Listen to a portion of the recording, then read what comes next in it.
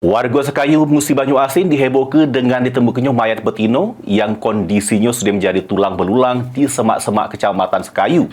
Selanjutnya pelaku sudah diaman ke polisi sesudah adanya pengaduan dari wong tua korban. Nah ini dia, kanit intel. Nah ini TKP itu. Kepala korban.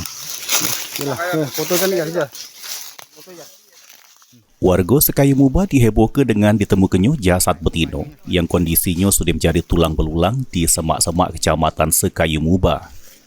Atas penemuan ini, petugas Polsek Sekayu yang terima laporan dari keluarga korban melakukan penyelidikan sehingga akhirnya berhasil menangkap tersangka.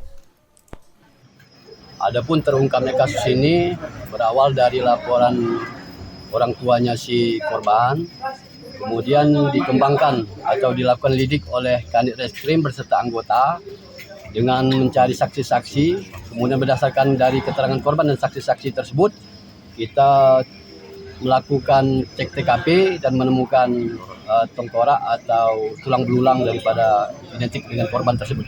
Hubungan tersangka dengan korban ini apa? Adapun hubungan tersangka dengan korban itu hanya teman.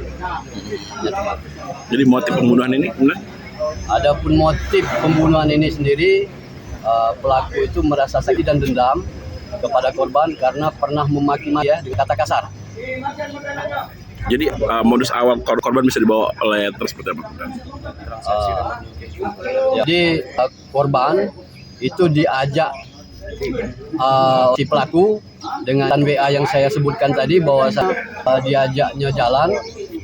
Kemudian sesampai di TKP itu si korban Di hadapan polisi, tersangka mengakui amun dirinya tega ngabisi nyawa korban karena sakit hati atas omongan korban yang sudah menghinanya. Korban dihabisi oleh tersangka dengan cara dicekik leher sehingga korban tewas kemudian ditinggal pergi oleh tersangka. Pada saat itu memang saudara yang melakukan itu? ya, Coba kau jelaskan. pada saat Memang kau yang melakukan pembunuhan itu sama? apakah saudara yang melakukan pembunuhan terhadap korban tersebut? benar, pada saat itu waktu saya mengendari mobil, saya agak kebut-kebutan, terus dia marah-marah, jangan terlalu ngebut. Nah sudah itu kami nongkronglah di depan stadion. Pada tempat tongkrongan itu dia mencaci maki saya dengan kata-kata anjing, babi, binatang, seperti kata orang. Terus saya diam dan tunggu. Pada saat itu nggak ada suara lagi. Nah, sudah 1 bulan kemudian itu kan sudah saya rencanakan. 1 bulan kemudian pada tepatnya hari Selasa tanggal 1 Oktober saya melakukan pembunuhan itu di Jalan Muara Teladan.